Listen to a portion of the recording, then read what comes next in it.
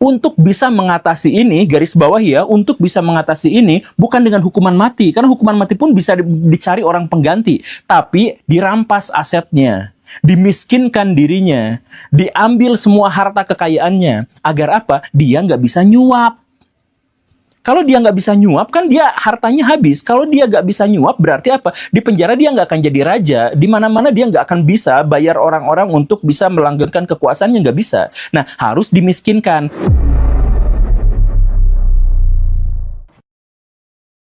Bisakah kemarahan kita, keresahan kita, kegalauan kita terhadap elit-elit politik di Indonesia itu tidak hanya berhenti pada kemarahan emosional belaka, tetapi ada manifestasi yang mewujud, ada karya-karya yang bisa dihasilkan.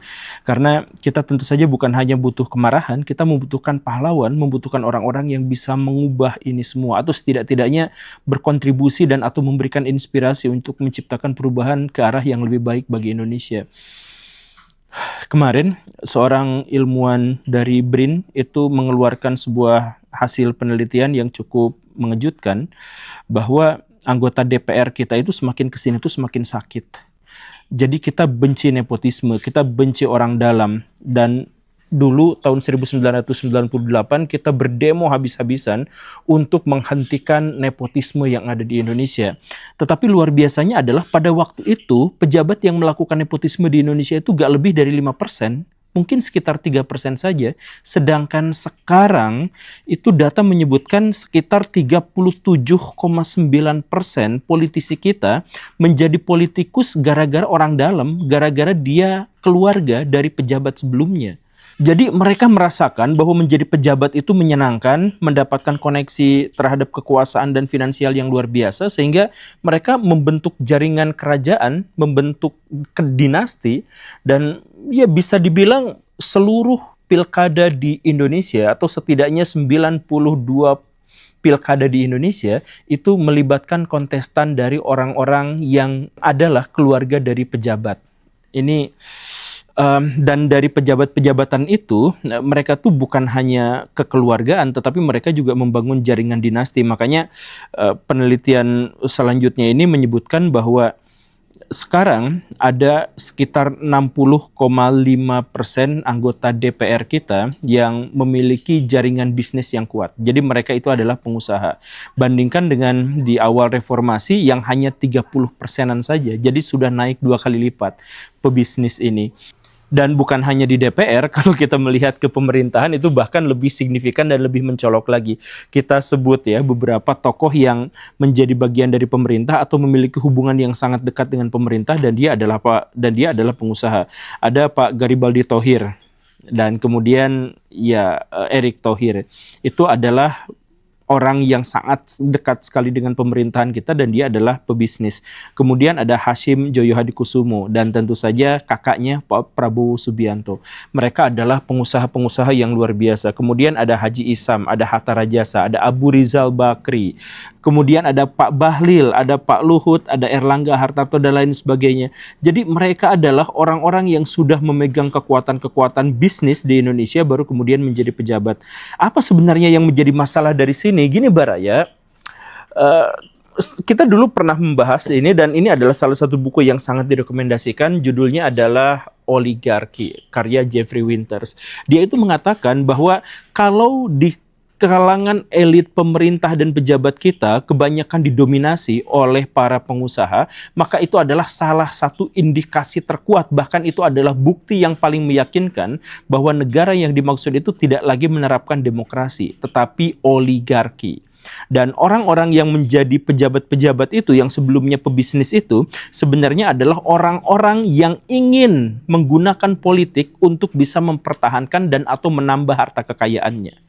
Maka ketika ada penambahan signifikan pengusaha yang gabung ke dunia politik, dan kemudian bahwa iklim politik menjadi semakin mahal, satu anggota DPR bisa terpilih biasanya secara rata sudah mengeluarkan uang 80 miliar rupiah per satu orang DPR. Dan bahwa pebisnis-pebisnis itu juga ternyata memiliki ikatan kekeluargaan dengan pejabat-pejabat yang lain, maka fix jelas pasti ini adalah bagian dari oligarki. Memang kalau oligarki masalahnya apa? Begini Baraya, ini sesuatu yang penting.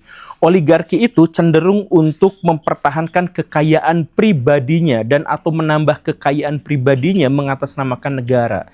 Dan bahkan dia rela untuk menghancurkan ekonomi sebuah negara, dia rela menghancurkan ekonomi rakyat demi untuk mendapatkan harta kekayaan.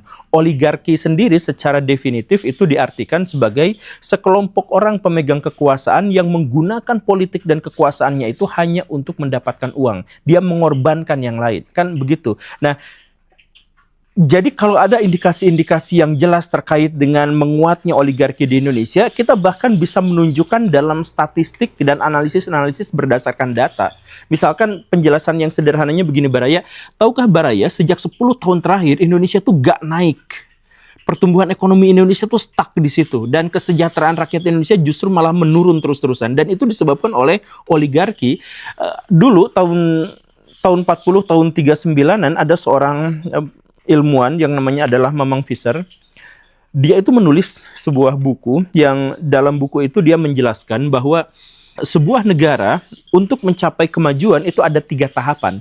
Tahapan yang pertama itu ketika negara itu masih miskin, semiskin-miskinnya, dia itu akan mengeksploitasi alam. Dia itu akan ketergantungan pada alam. Makanya sumber daya mereka itu adalah ekstraksi. Kemudian ketika mereka sudah bisa lebih maju, maka mereka masuk ke dalam kategori negara berkembang dan di situ yang menjadi permainan mereka untuk mendapatkan uang itu adalah manufaktur, itu adalah industri, itu pabrik-pabrik, pembuat barang begini dan begitu. Dan kalau mereka sudah lolos di situ, maka mereka akan maju pada level berikutnya, menjadi negara maju.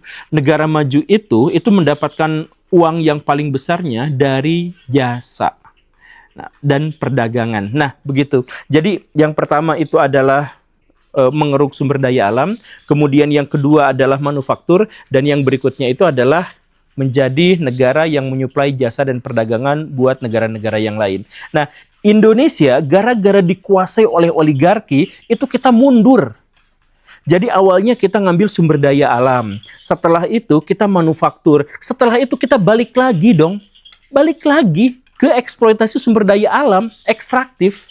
Dan itulah yang kita lihat sekarang dengan penambangan gila-gilaan, perkebunan sawit yang melanggar batas, dan lain sebagainya. Coba ini saya pengen tunjukkan kepada Baraya, ini data ya, data.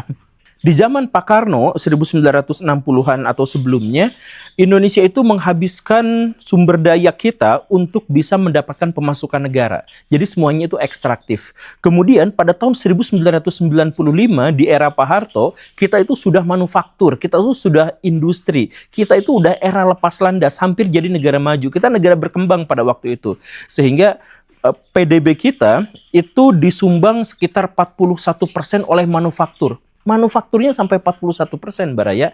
Tetapi kemudian tahun 2023 kemarin, pas zaman pemerintahan Pak Jokowi, itu manufaktur hanya menyumbang sekitar 23% saja.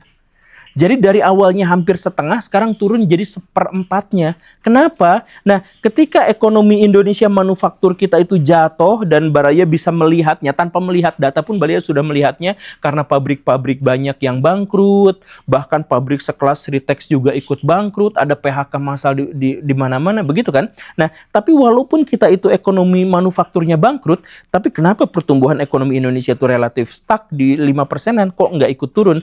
Ternyata karena ada penambangan dan perkebunan habis-habisan yang balik lagi ini menunjukkan ada ekstraktifnya dipakai lagi. Coba ini datanya sebagai berikut ya. Tahun 2000 kita memproduksi sampai 4,1 juta ton sawit. Dan kemudian tahun 2010, 10 tahun kemudian itu naik sampai 2 kali lipat, yaitu 8,55 juta ton. Tahun 2020 itu naik lagi jadi 45,7 juta ton. Dan berikutnya tahun 2024 itu totalnya itu 52,76 juta ton. Artinya dalam 20 tahun itu naik 14 kali lipat. Bukan manufaktur yang berkembang, bukan jasa yang berkembang, bukan perdagangan yang berkembang, tapi kita turun balik lagi ke ekstraktif, perkebunan, pertambangan, pertanian, perikanan. Coba kita lihat yang lain, batu bara. Pada tahun 2000 itu kita tuh menghasilkan 77 metrik ton batu bara. Kemudian tahun 2010 itu naik berlipat ganda menjadi 275 metrik ton. Dan kemudian tahun 2020 naik lagi 2 kali lipat menjadi 563 metrik ton batu bara. Dan pada akhirnya tahun 2024 kemarin itu menghasilkan sekitar 836 juta metrik ton. Naiknya berkali lipat, itu belasan kali lipat. Kemudian kita lihat juga nikel. Ini datanya dari BPS Baraya, silahkan Baraya cek sendiri. Nikel tahun 2020 kita tuh hanya memproduksi 48 juta ton. Kemudian tahun 2021 naik jadi 65 juta ton. Kemudian tahun 2022 98 juta ton. Kemudian tahun 2023 137 juta ton. Dan 2024 298 juta ton. Naiknya juga berkali-kali lipat hanya dalam waktu 5 tahun. Balik lagi Baraya, pabrik gulung tikar tutup di mana-mana. Industri kita, manufaktur kita, pabrik-pabrik kita runtuh. Tetapi ekonomi kita stuck di situ karena apa? Ternyata sektor ekstraktif kita, perkebunan dan penambangan itu naik luar biasa. Nah, kenapa bisa seperti itu dan apa hubungannya dengan oligarki? Ya ternyata karena oligarki itulah yang main gitu. Kan oligarki itu karena mereka itu basisnya adalah pengusaha, basisnya itu adalah pebisnis, prinsip mereka itu selalu sama. Mengeluarkan effort yang tidak keluar banyak-banyak amat, tetapi ingin mendapatkan keuntungan yang sebesar-besarnya. Itu kan prinsip dari mereka, prinsip ekonomi alam mereka itu kan seperti itu. Nah, karena itu di Indonesia mereka itu tidak mau kalau bisnisnya itu yang agak sulit dan resikonya tinggi gitu. Jadi kalau misalkan mereka investasi di dunia pendidikan, memajukan pendidikan Indonesia, mereka kan nggak mau.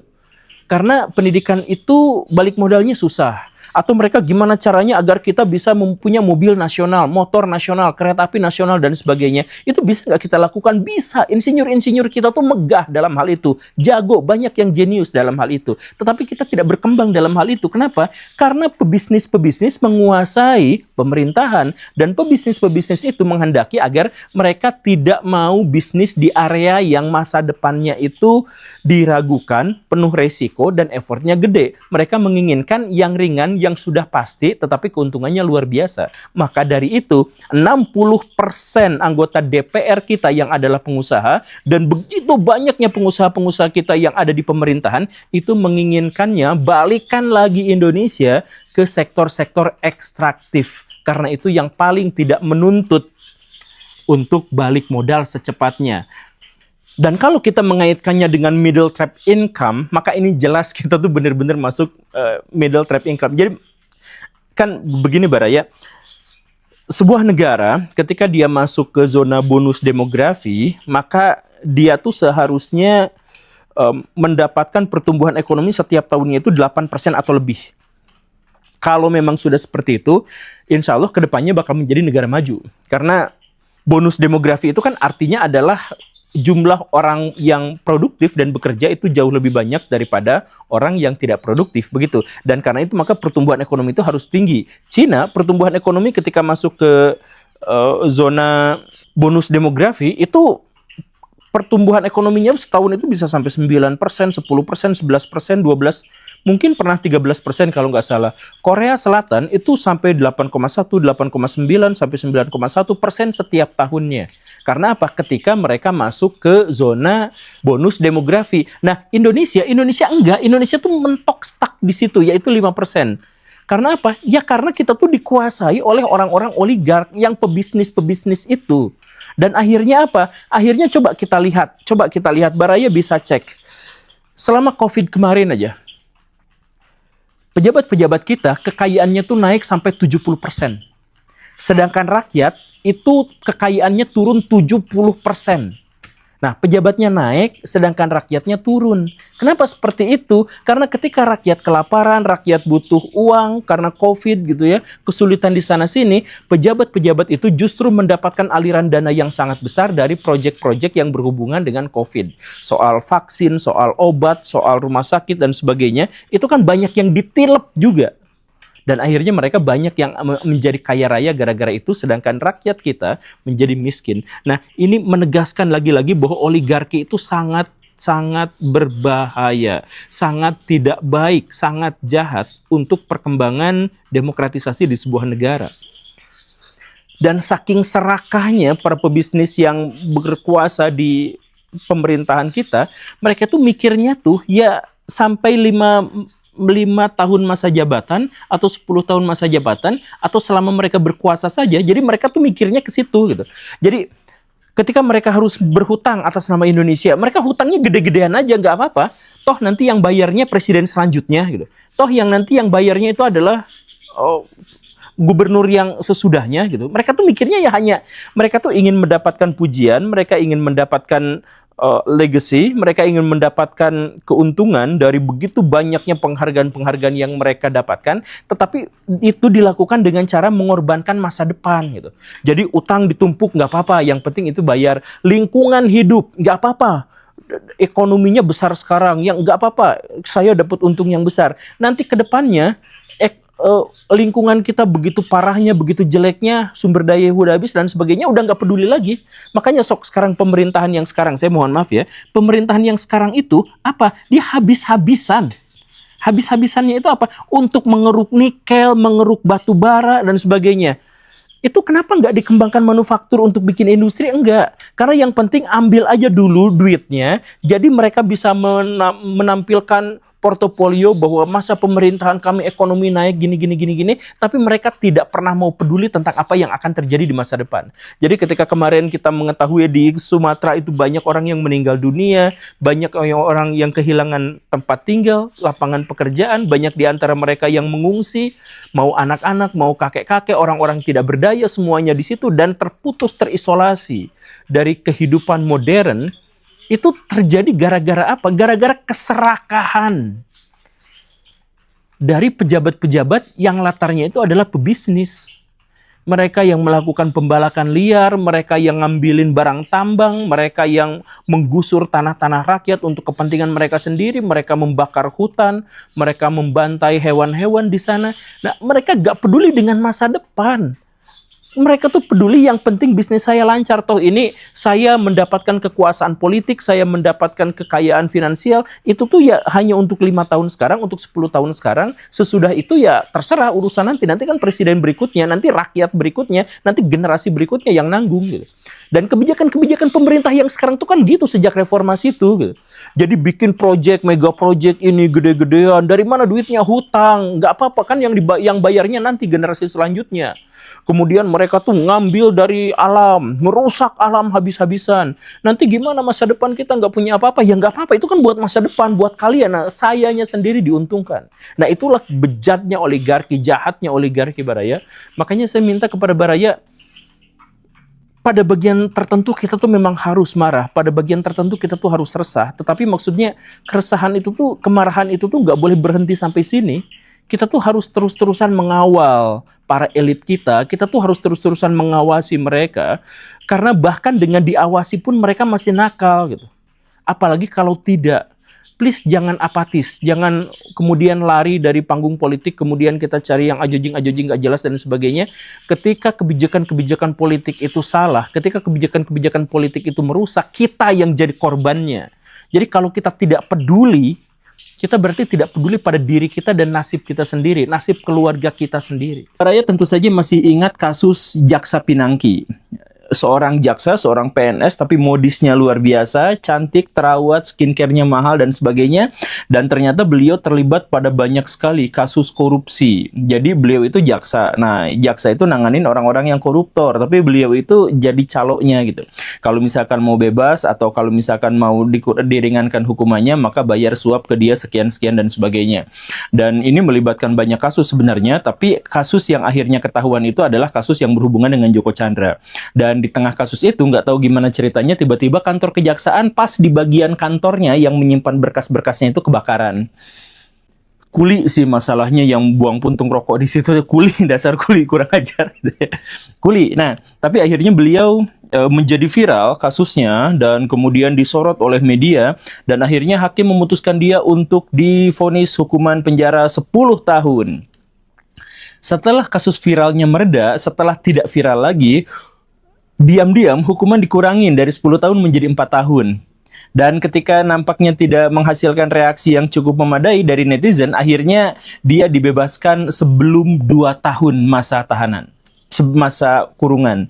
Gitu. Dari 10 tahun kemudian pindah ke 4 dan setelah tidak ada apa-apa, oke, fine, ya udah 2 tahun dan sekarang beliau bebas kemana-mana dengan kecantikan yang luar biasa, dengan operasi plastik yang kesana kemari dan lain sebagainya. Itu kasus Jaksa Pinangki. Baraya tentu saja mengingat itu. Kemudian kita lihat lagi misalkan kasus Pak Ferdy Sambo. Ada banyak sekali kejanggalan dari kasus Pak Ferdy Sambo itu. Salah satu yang saya menginginkan Baraya memperhatikannya itu adalah bahwa Pak Ferdy Sambo itu dihukum hukuman karena kasus pembunuhan berencana dan lain-lain gitu ya. Tapi masalahnya kenapa dia ngebunuh itu tidak pernah diketahui, tidak pernah ditanyakan hakim, tidak pernah diulas pengacara dan jaksa, tidak pernah. Jadi dia hanya divonis karena dia ngebunuh secara berencana. Yang konon katanya adalah masalah perselingkuhan, tapi masalah perselingkuhan pada akhirnya juga tidak diketahui. Bukan itu masalahnya. Jadi motifnya apa? Tidak pernah diketahui. Ada dugaan dari sementara jurnalis yang menyebut karena Pak Ferdy Sambo itu terkait dengan konsorsium 303, judi online. Jadi judi online di Indonesia tidak bisa diberantas karena justru polisi lah yang menjadi backingnya. Polisi diduga sampai mendapatkan uang 30 triliun per bulan, konon katanya. Nggak tahu sampai ke bawah-bawahnya atau dinikmati oleh segelintir orang di kepolisian saja, tidak diketahui. Cuman yang jelas, polisi diduga itu menjadi backing judi online melalui Pak Ferdy Sambo. Karena informasi ini diduga akan dibocorkan oleh ajudannya, maka ajudannya ditembak. Dugaannya sih seperti itu, kita tidak pernah tahu dengan masalah yang itu. Nah, tapi intinya Pak Ferdy Sambo itu menjadi viral, dan ketika viral disorot di mana-mana, hakim cari muka dengan hukuman mati untuk Ferdy Sambo. Begitu masyarakat puas, alhamdulillah, kemudian makin reda, sentimennya makin berkurang, hukumannya juga dikurangin, jadi hukuman seumur hidup. Begitu kan? Dan setelah hukuman seumur hidup, apa yang terjadi? Ada beberapa saksi mata yang mengatakan bahwa Ferdy Sambo tidak pernah dipenjara. Ferdy Sambo itu bisa keluar masuk penjara seenaknya, kalau lagi misalkan disatronin sama wartawan, dia masuk penjara, kalau tidak, ya tidak apa-apa, kesana kemari dan sebagainya. Dan masalah keluar masuk penjara itu adalah sesuatu yang sudah umum dan lumrah di Indonesia. Kalau misalkan Baraya pengen tahu, kalau ada koruptor, itu bisa jadi raja di lapas. Jadi silahkan konfirmasi pernyataan saya ini dengan para sipir penjara. Ngomongnya off the record aja, nggak usah bilang-bilang sama wartawan, nanti kena undang-undang ITE dan sebagainya. Tapi ini masa konon katanya, ini menurut pengakuan Pak Alvin Lim gitu ya, itu bisa keluar masuk penjara dan dia benar-benar memiliki kekuasaan di dalam penjara itu. Jadi itu sipir-sipir penjara tuh jadi babunya para koruptor. Tolong ambilin ini, tolong ambilin itu, tolong beliin GoFood yang begini-begini. Itu nanti fasilitas penjara juga, ini lapang tenis kurang, saya bikinkan lapangan tenis apa dan sebagainya gitu. Jadi koruptor itu benar-benar berkuasa di sana. Koruptor dan pengedar narkoba itu berkuasa banget di penjara itu. Sedemikian berkuasanya mereka, sampai bahkan mereka itu bisa mengibuli wartawan, media, dan sebagainya. Jadi kalau misalkan ada sidak gitu, seperti yang dilakukan Ibu Najwa Shihab dulu itu kan, itu langsung si koruptor itu dihubungi sama sipirnya, sama apa, tolong Pak masuk aja dulu gitu ya. Misalkan Pak Setia Novanto dikasih sel palsu gitu ya, yang jelek, apa ketika disidak. Tapi ketika tidak disidak ya tinggalnya di tempat yang luar biasa mewah, yang bagus, bisa keluar masuk, bisa menjalankan bisnisnya, dan lain sebagainya. Kan begitu. Kenapa seperti itu? Karena mereka kaya dari korupsi, karena mereka bisa menyuap semua orang, karena dia itu dengan harta kekayaannya memiliki akses untuk bisa mengakali aturan-aturan. Dan jangan khawatir, sekali lagi, masalah utama, musuh pertama mereka itu sebenarnya adalah netizen, bukan hukum. Kalau hukum udah dikadalin sama mereka semuanya, itu masalah netizen. Gimana caranya netizen itu tidak bersuara, atau gimana caranya mereka tidak lagi memperhatikan mereka gitu. Kalau udah gitu ya udah selesai gitu. Makanya misalkan kasus Pak Ferdy Sambo itu kan, selain Pak Ferdy Sambo itu ada 10 orang lah anak buahnya itu yang ikut disangsi kan. Nah, setelah kasusnya reda, tidak viral lagi, itu anak buah kasus Sambo itu naik lagi, bertugas lagi, bahkan naik pangkat. Karena apa? Kasusnya udah nggak viral gitu. Jadi sekarang musuh bagi koruptor itu sebenarnya adalah netizen. Sebab kalau misalkan itu ya udah. Nah, sekarang koruptor-koruptor itu sudah mengembangkan cara untuk bisa mengatasi netizen. Bagaimana caranya? Yang mengalihkan mereka, entah itu dengan membayar buzzer, membayar media massa dan sebagainya, kita tidak tahu. Jadi misalkan kasus Pak Harvey Muiz, dia itu diduga merugikan negara 300 triliun rupiah. Wow, fantastis banget kan? Nah, tapi yang menjadi sorotan netizen ya cuma dia. Nah, inilah cara koruptor mengalihkan isu. Kan sebenarnya dia tuh bukan babonnya, dia bukan pemilik perusahaan, dia bukan investor, dia bukan pemegang saham, dia bukan direksi, dia bukan komisaris, dia bukan siapa-siapa, dia cuma turut membantu kasus korupsi itu. Nah, yang korupsinya yang dibantu itu siapa? Gak kelihatan, gak dibahas, gak dilihat. Pimpinan-pimpinannya gak pernah ketahuan. Ini sama seperti kasus, mohon maaf ya, Meikarta. Meikarta itu sudah ketahuan menyuap. Itu ketahuan ya, sudah pengadilannya udah mengatakan seperti itu. Tapi yang ditangkap itu bukan pimpinan-pimpinannya, yang ditangkap itu kroco-kroconya. Nah, ya saya juga nggak tahu pimpinannya itu terlibat atau enggak ya, tapi mungkin nggak terlibat gitu ya. Kita nggak tahu. Tapi ini, nah, itulah cara untuk mengakali netizen. Jadi kalau sekarang ada viral, maka sodorkan satu orang biar dibully habis-habisan apa dan sebagainya. Nah, orang di belakangnya yang benar-benar koruptor itu nggak ketahuan, nggak terjamah. Nah, begitu kan? Nah, kenapa mereka bisa mengadali media? Kenapa mereka bisa mengadali para penegak hukum di Indonesia? Adalah karena mereka memiliki uang. Gitu kan? Setelah mereka korupsi gede-gedean, mereka dapat uang gede, mereka bisa menyuap siapapun yang mereka mau. Itu sejak kasus Edi Tansil sampai sekarang kasusnya selalu sama. Nah, makanya untuk bisa mengatasi ini, garis bawah ya, untuk bisa mengatasi ini bukan dengan hukuman mati. Karena hukuman mati pun bisa dicari orang pengganti. Tapi dirampas asetnya, dimiskinkan dirinya, diambil semua harta kekayaannya. Agar apa? Dia nggak bisa nyuap. Kalau dia nggak bisa nyuap, kan dia hartanya habis. Kalau dia nggak bisa nyuap, berarti apa? Di penjara dia nggak akan jadi raja. Di mana-mana dia nggak akan bisa bayar orang-orang untuk bisa melanggengkan kekuasaannya, nggak bisa. Nah, harus dimiskinkan. Makanya, begini, ini ada yang aneh. Sejak Indonesia mencoba untuk mengajukan RUU untuk memiskinkan para koruptor, sejak tahun 2008, sampai sekarang nggak pernah diurusin sama DPR. Ini yang mengherankan. Coba kita misalkan lihat urutannya ya. Kan begini Baraya, di tahun 2003 ada Badan Internasional Anti Korupsi yang meminta semua anggotanya itu untuk memberlakukan hukuman pemiskinan atau perampasan aset. Begitu kan? Kemudian Indonesia tahun 2006 itu gabung ke lembaga internasional itu, UNCAC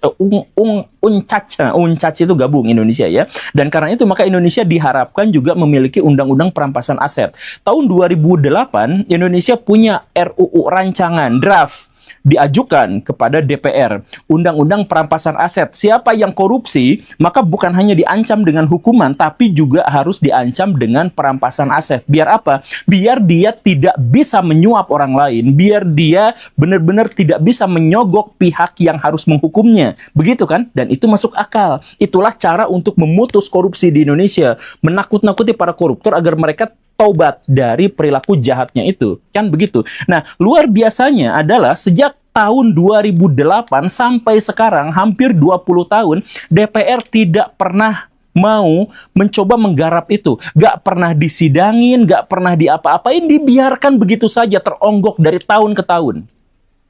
Kenapa bisa seperti itu ya? Kemarin ada yang ngomong ngoceh tuh orang DPR siapa. Dia mengatakan bahwa DPR tidak segera membahas ini karena tidak ada waktu.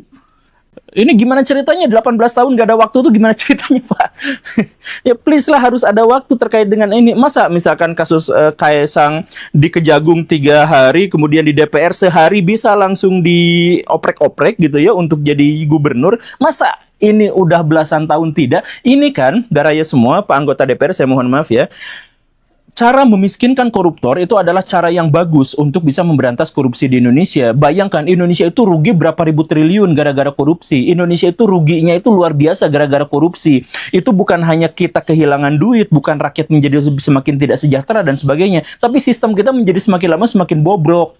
Gara-gara korupsi itu, maka korupsi harus diberantas. Ini sudah urgen. Nah, gimana ceritanya DPR yang sudah punya draft, dan draft itu sudah memang benar-benar sesuai dengan UNCAC gitu, sesuai dengan level internasional, emang gitu ceritanya. Tapi kenapa DPR tidak pernah mau membahasnya? Saya nanya ini kepada DPR. Kenapa tidak pernah mau membahasnya? Jangan bilang nggak punya waktu. Ini waktunya sudah sekian lama. Ini saya mohon maaf ya. Tapi silahkan jawab ini. Kenapa bisa seperti itu? Makanya Indonesia itu disebut gelap tuh gara-gara ini. Pak Luhut, saya mohon maaf. Mahasiswa ngomong Indonesia gelap tuh salah satu. Ini baru satu poin ya. Belum poin yang lain kan ada 13. Ini satu poin. Kenapa DPR tidak mau membahas RUU perampasan aset? begitu gitu kan. Nah, ada kecurigaan, ini mah tidak terbukti tapi ada kecurigaan jangan-jangan DPR sendiri adalah bagian dari koruptor itu.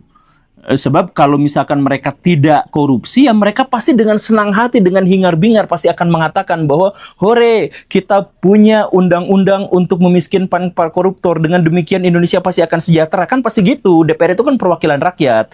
Kalau rakyatnya sejahtera, mereka tuh pasti senang sekali. Tapi kenapa cara untuk mensejahterakan rakyat dan memiskinkan para koruptor mereka nggak mau? Ini bukan undang-undang memiskinkan pejabat, bukan. Undang-undang memiskinkan DPR, bukan. Jadi DPR harusnya nggak usah khawatir, nggak usah gusar. Ini undang-undang untuk memiskinkan koruptor. Jadi nggak usah gusar. Kenapa juga ikut-ikutan gusar dan akhirnya tidak menjawab? Ini anggota DPR itu kan sudah dari tahun 2008 sampai sekarang itu udah berapa kali silih berganti. Masa semuanya berganti-ganti tapi semuanya punya visi yang sama, itu kan aneh. Itu ketuanya Ibu Puan atau siapa gitu, itu kan sudah berganti berkali-kali tapi masa masih gitu juga. Ini saya nanya Ibu Puan, ya ketua-ketua DPR semuanya yang pernah menjabat dan sedang menjabat itu saya tanyakan kok tidak pernah dibahas gitu. Atau ini sebenarnya kan bisa aja diganti jadi Perpu gitu ya. Karena DPR sudah anggaplah sudah tidak mau gitu ya. Nggak tahu karena alasan tertentu gitu, karena alasan kemanusiaan terhadap koruptor atau apa. Oke lah, DPR itu tidak mampu gitu ya. Ya udah diserahkannya kepada Presiden. Presiden kan bisa mengeluarkan Perpu, peraturan pemerintah pengganti undang-undang. Jadi kalau undang-undangnya mentok di DPR ya udah sama pemerintah aja. Tapi kok pemerintahnya juga sampai sekarang nggak mau. Makanya ini presiden yang terpilih baru-baru ini Pak Prabowo Subianto berani nggak mengeluarkan Perpu? Kalau berani sungkem Pak, asli saya bisa jadi pendukung Bapak. Kalau misalkan Bapak berani mengeluarkan Perpu untuk perampasan aset. Tapi kalau misalkan Bapak sampai sekarang juga tidak berani, justru malah menuding kami-kamilah yang mukanya gelap gitu ya. Ya, kenapa seperti itu? Apakah anak-anak buah Bapak itu juga termasuk bagian di dalam sindikat itu atau tidak? Ya tidak diketahui, tapi publik bakal menilai. Kalau misalkan DPR tidak berani dan kemudian pemerintah juga tidak mau untuk mengesahkan ini, ada kemungkinan bahwa bapak-bapak ibu sendirilah yang menjadi bagian dari sindikat koruptor itu. Nah, akhirnya negara kita tuh negara yang tidak bisa menyelesaikan masalah-masalahnya. Banyak di antara masalah-masalah di Indonesia tuh yang sebenarnya cara menyelesaikannya tuh praktis dan bisa selesai loh. Banyak, Pak. Misalkan korupsi. Itu praktis cara menyelesaikannya tuh. Karena bukti-buktinya itu sudah tidak usah dicari. Tidak usah dicari. Korupsi di Indonesia itu ada di level, saking banyaknya, ada di level buktinya nggak usah dicari.